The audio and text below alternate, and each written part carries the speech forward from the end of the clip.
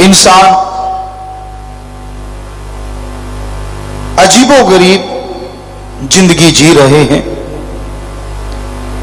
जो कार्य करना चाहिए वो बहुत पीछे छूट गया, और जो नहीं करना चाहिए उसमें आज के इंसान बहुत आगे निकल रहे हैं।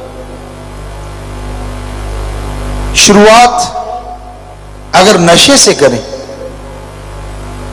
कि नशा हर धर्म में, हर मजहब में मना है, लेकिन आज के दौर में छोटे छोटे बच्चे, बड़े बुजुर्ग सब नशे में लिप्त हैं। बच्चे हैं वो जिनको अच्छे संस्कार दिए गए, बच्चे हैं वो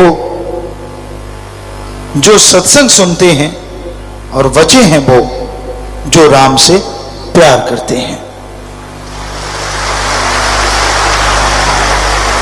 अन्यथा नशे में डूब के आज का यूथ, आज के नौजवान बर्बादी के कगार पे खड़े हैं। क्या धर्मों ने शिक्षा नहीं दी? क्या मजहब में नहीं सिखाया गया कि नशा नहीं करना चाहिए? हर धर्म में शिक्षा दी गई, हर धर्म में सिखाया गया, लेकिन आज का इंसान है कि धर्म का पहनावा तो पहनता है, लेकिन धर्म के अनुसार चलता कोई कोई है। आपको धर्मों की बात सुनाते हैं, फिर आप तय करना आप क्या हैं और धर्म क्या है। हम सभी धर्मों को मानते हैं और ईश्वर की कृपा से सभी धर्मों को पढ़ा है। हमारे हिंदू धर्म में शिव पुराण, विष्णु पुराण में आता है, जब समुद्र मंथन हुआ तो उसमें से बहुत साजो सामान निकला संसार के कल्याण के लिए, समाज भलाई के लिए, लेकिन उसमें से शराब निकली और भी बहुत सारे नशे निकले। तो बाकी जितना भी अच्छा साजो सामान निकला, मनुष्य, देव, गंधर्व सब ले गए, लेकिन जितने नशे निकले सब राक्षसों ने खाए पिए। इसलिए हमारे हिंदू धर्म में लिखा है नशा ना करो, वरना आपके राक्षस प्रवृत्ति आ जाएगी। आपके घर में लड़ाई झगड़े होंगे, आपके घर से प्यार पंख लगा के उड़ जाएगा, ईर्ष्या होगी, नफरत होगी, दूरी द्वेष होगा, शरीर में बेचैनी होगी, बीमारियां होंगी, परेशानियां होंगी, बात बात पे तुनक मिजाज, गुस्सैल हो जाएंगे आप। और इस नशे में घर, यानी जिस घर में रहते हो और शरीर जिसमें आत्मा रहती है, दोनों घर ही नरक का नमूना बन जाएंगे। इसलिए हे हिंदू धर्म के लोगों, ये राक्षसी पीना, राक्षसी खाना, नशा कभी ना खाओ पियो। यही 40,000 जीत गई, 20,000 जीत गया, 25,000 रुपये जीत लिए, 50,000 रुपये जीत गया। वाह! बात अलग अलग धर्मों में बताई गई है, भाषा बदल गई, कहने का अंदाज बदल गया, लेकिन मीनिंग्स मतलब वही रहा। हमारे सिख धर्म में साफ लिखा है, पोस्त भंग अफीम मद नशा उतर जाए प्रभात, नाम कुमारी नानका चढ़ी रहे दिन रात। पोस्त, भांग, अफीम, शराब सुबह का शाम उतर जाता है और शाम का सुबह उतर जाता है। ये नशे गंदगी भरे हैं। अरे नशा करना है तो राम के नाम का करो। एक बार चढ़ गया चेहरे पे नूर होगा, अंदर सुरूर होगा, जरूर होगा। और यही बात हमारे इस्लाम धर्म में लिखा, शर प्लस आब, उर्दू फारसी में शर माने शैतान और आब माने पानी। अल्लाह की इबादत करने वालों, शराब शैतान का पानी है, नशे खाना है। अगर खाओ पियोगे तो की गई इबादत खाक में मिलेगी और दोजक में जलोगे। और यही इंग्लिश फकीर कहते हैं, वो नशा ना करो जो गॉड से दूर करे, गॉड्स प्रेयर का नशा करो जो गॉड के करीब करे।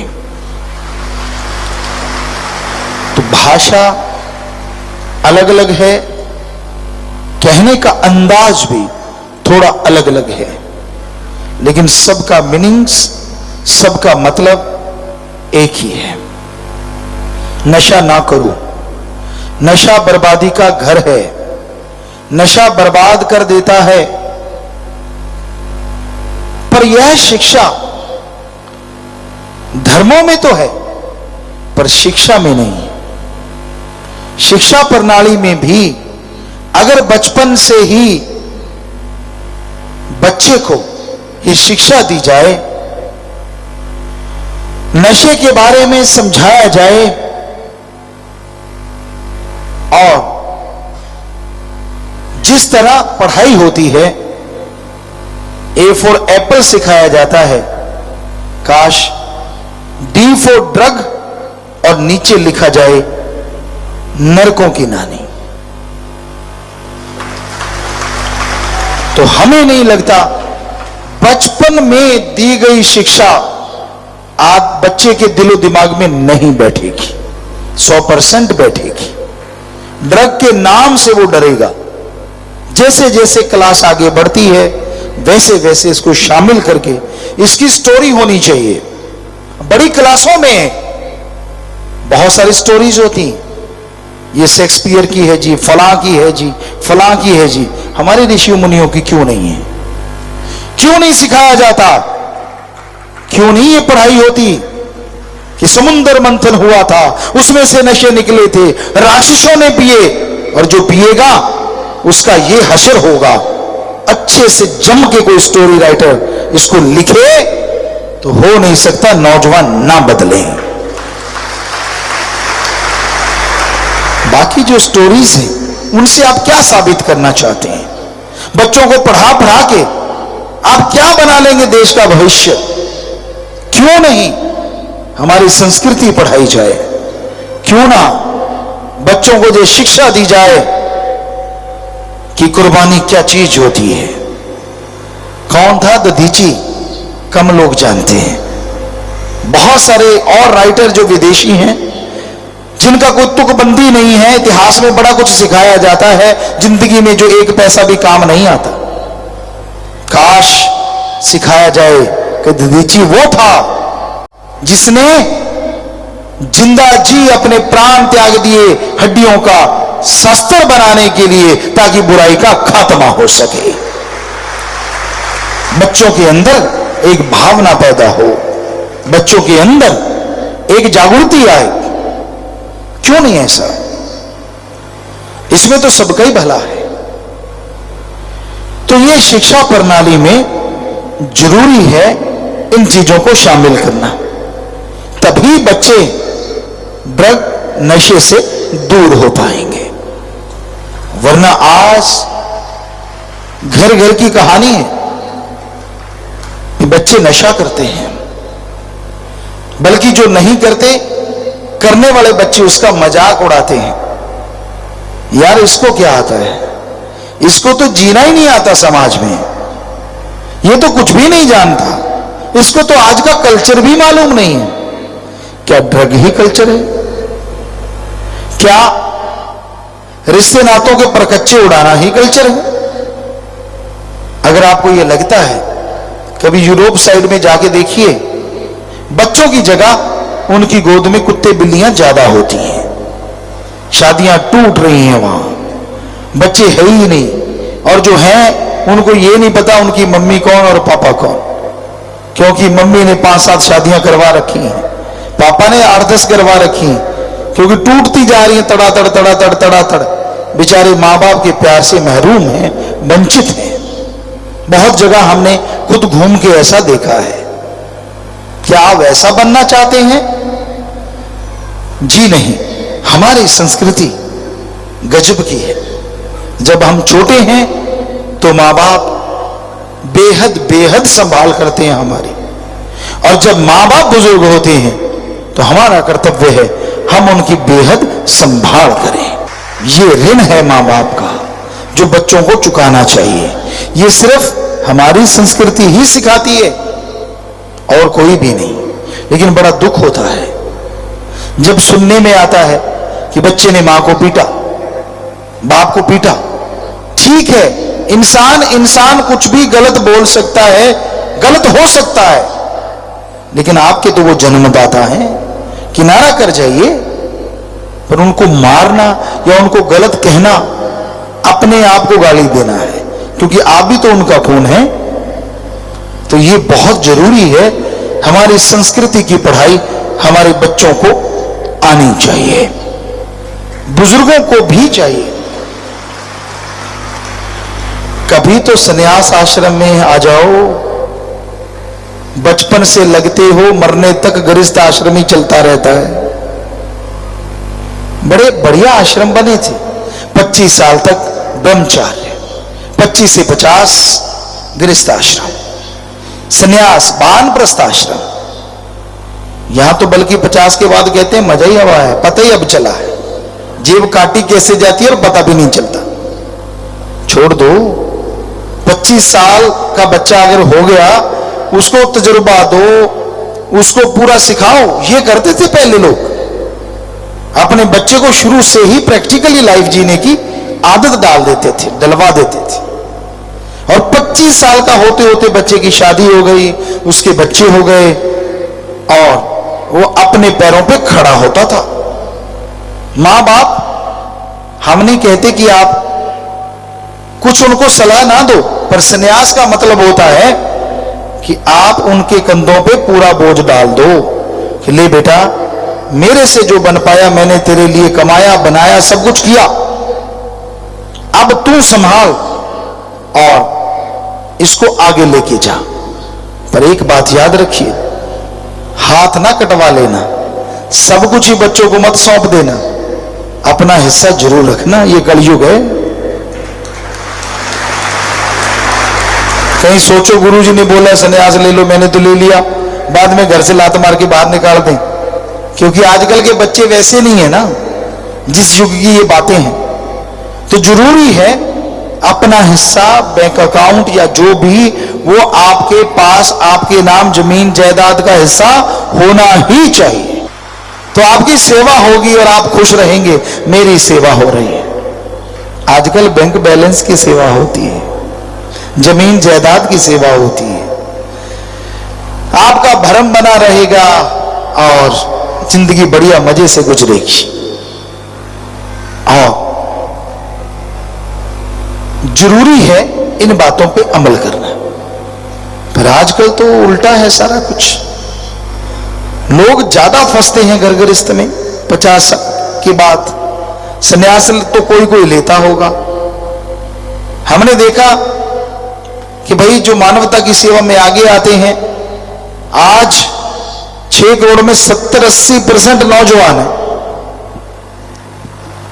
यानी नौजवान बीड़ा उठा रहे हैं समाज को बदलने का, और बुजुर्ग कहते ना अभी तो पता चला है जिंदगी का मजा कैसे लें, फंसे हुए बुरी तरह से। पर जो सेवा पर करने आते हैं, भला कर्म करते हैं, समय निकालते हैं, उनको बहुत आशीर्वाद। कम से कम संन्यास आश्रम उन्होंने ले तो रखा है, रहो घर में, रहो परिवार में, लेकिन दखल अंदाजी छोड़ दो। कई होते बिना वजह आवाजें मारते रहते। बच्चा काम धंधे को जाता है, पीछे से आवाज, किधर चला? कहता कुएं में छलांग मारने जा रहा हूं। मारोगे? बच्चे आजकल के बड़े अजीब, कहना नहीं चाहिए उनको ऐसा, लेकिन नहीं मानते भाई, गुस्सैल है।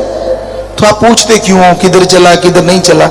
ये क्या चार पैरों पे चलने वाला है? यानी बचपन वाला तो नहीं है, बड़ा हो गया अब, जाने दो जिधर जा रहा है, काम कर रहा होगा।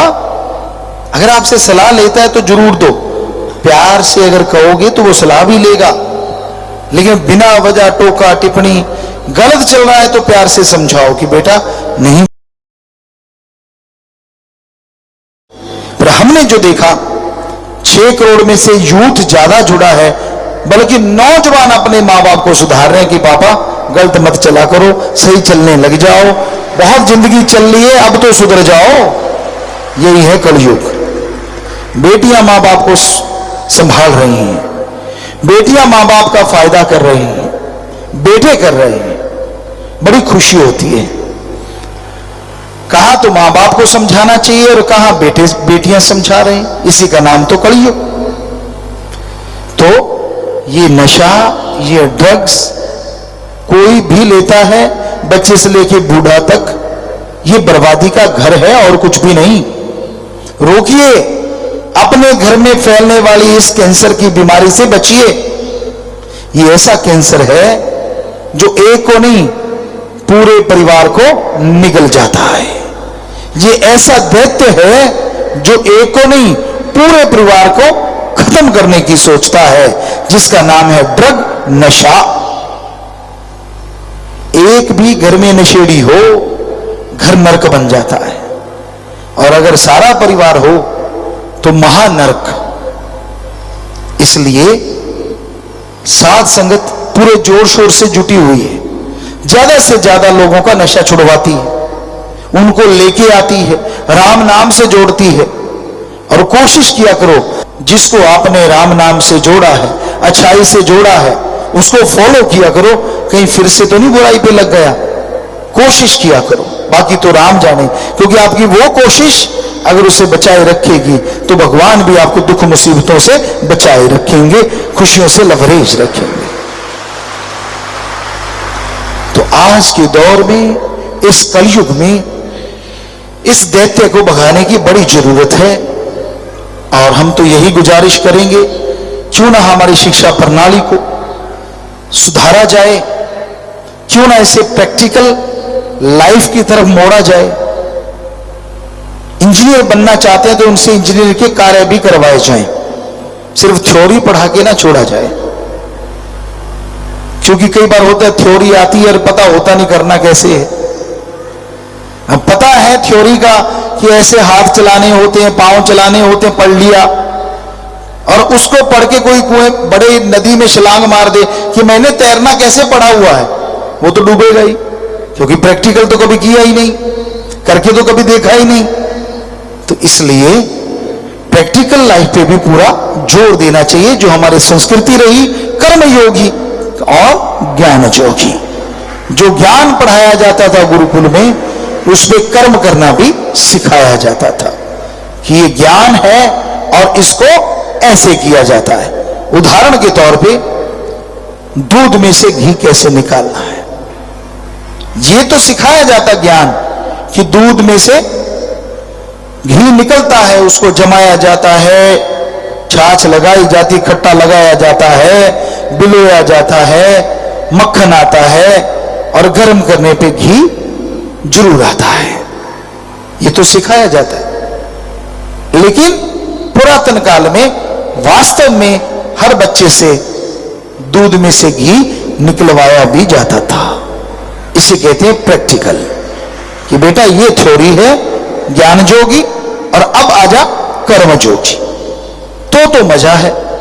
आज सिर्फ ज्ञान जोगी बनते जा रहे हैं, इसलिए बेरोजगारी ज्यादा बढ़ी हुई है।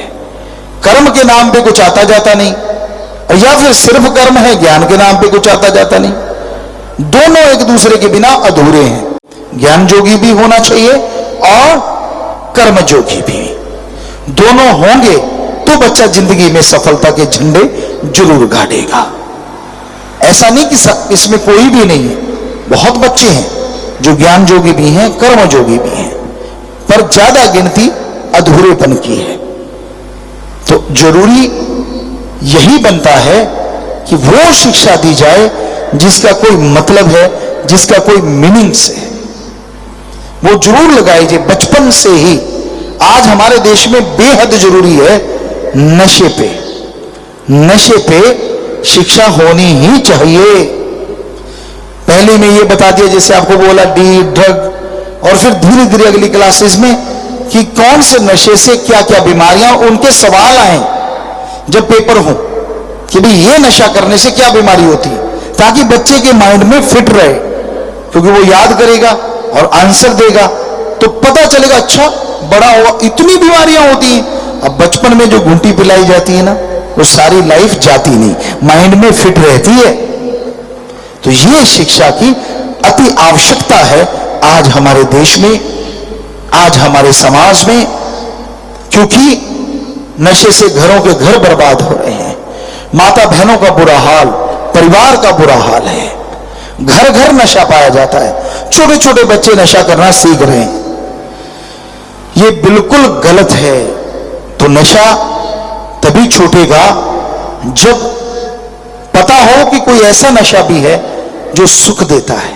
तो पढ़ाई में वो भी होना चाहिए कि हां, आर फॉर राम, कि इसका नाम लेने से आपके विल पावर बढ़ेंगे, बस। और फिर जैसे जैसे शिक्षा आगे बढ़े उसी पे आगे से आगे चर्चा होती जाए और बच्चों को पता चल जाए कि हां, मेरा विल पावर, मेरा आत्मबल ऐसा करने से बढ़ेगा तो वो बुलंदियों को जरूर छुएगा। तो बेहद जरूरी है नींव रखना, नींव को मजबूत करना। बिल्डिंग अच्छी वही होती है जिसकी नींव मजबूत होती है, और बचपन से बड़ी नींव इंसान की कोई नहीं होती। बच्चा जब पैदा होता है, जब वो पढ़ता है, तो वो बचपन एक ऐसा होता है, उसको जितना मजबूत, जितना स्ट्रॉन्ग, जितना शिक्षादायक बनाया जाए जरूर बनाना चाहिए। तभी वो बड़ा होके अच्छा नेक इंसान बनेगा और समाज भलाई के कार्य करता चला जाएगा। मां बाप का नाम रोशन, देश का नाम रोशन होगा। तो आप अगर बाहरी शिक्षा ऐसी नहीं है तो मां बाप बच्चों को ये शिक्षा दे सकते हैं, और ऐसी शिक्षा होनी चाहिए, ऐसी बुक सामने आनी चाहिए, और मां बाप भी संस्कार अच्छे दें, बच्चे को सिखाएं कि बेटा ऐसा खाना खाने से यह फायदा है और ऐसा खाना खाने से यह नुकसान है। होता क्या है, आप खुद जीवा के स्वाद के लिए बच्चों को भी वैसी आदत डाल देते हो। उदाहरण के तौर पे आप तला हुआ सामान खाते हो, पिज्जा खा लिया, बर्गर खा लिया, और भी बहुत सी तली हुई चीजें हैं जिनका कोई पावर नहीं आने वाली बॉडी में, पर आपको लगता है यार मेरा स्वाद तो बच्चे का भी। तो ये मैदा बहुत ही घातक होता है, इससे फलना फूलना बच्चे का कम हो जाता है। यहां से ये सामान आया, उनमें 7 फुट का, 6 फुट का कोई कोई बंदा है, सब छोटे छोटे हैं। आप फिर भी नहीं मानते, अपने तो काफी अच्छे लंबे चौड़े हैं, 6, 5.5, 6, 6.25, लेकिन आप कहते ना मैं तो वो ही खाऊंगा जिससे 5 का ही रह जाऊं। पता नहीं क्या चक्कर चला हुआ है। यहां से ये सामान आया है, कभी रिसर्च करके देखो और करोगे तो पता चल जाएगा। नाम हम नहीं लेते किसी का, लेकिन हमें यहां तक मालूम है वहां छोटे छोटे ज्यादा हैं। तो क्यों अपने इधर की संस्कृति को डुबोते हो? बचपन में क्यों नहीं सिखाते बच्चे को जैसे हमारी आदत है अच्छा खाना खाना, अच्छी सब्जियां हैं, हमारे तो सब कुछ होता है। हाँ, गुड़ खिलाया जाता था, शहद क्यों खिलाते हो फिर घूटी में, क्यों नहीं पिज्जा ही खिला देते? आज भी शहद खिलाते हो ना जब बच्चा पैदा होता है। तो ये हमारी संस्कृति है, मत भूलिए इसे, बल्कि इसको बढ़ाइए, बच्चे को अच्छा खाना खिलाइए ताकि बच्चा तंदुरुस्त और स्वस्थ हो। बच्चे तंदुरुस्त स्वस्थ होंगे तो पूरा समाज तंदुरुस्त और स्वस्थ हो जाएगा।